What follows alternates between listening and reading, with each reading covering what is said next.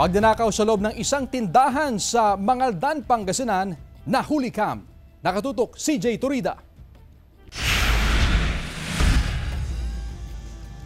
Madaling araw noong linggo, pinasok ng kawatan ang tindahan na ito sa Barangay Bari, Mangaldan, Pangasinan. Tinuklap ng hindi pa nakikilalang sospek ang bubong ng tindahan upang makapasok sa loob. Dumaan sa may yero, sir.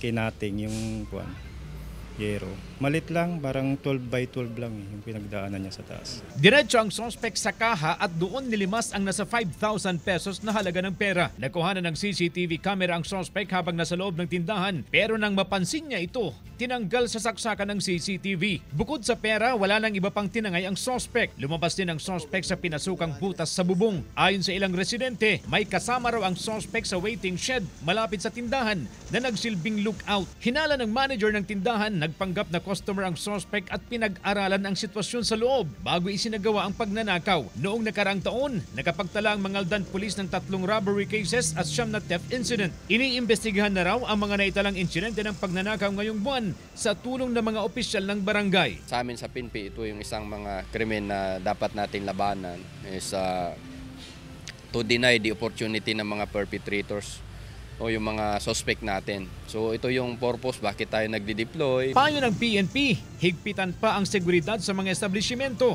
at maglagay ng CCTV camera upang hindi mabiktima ng kawatan.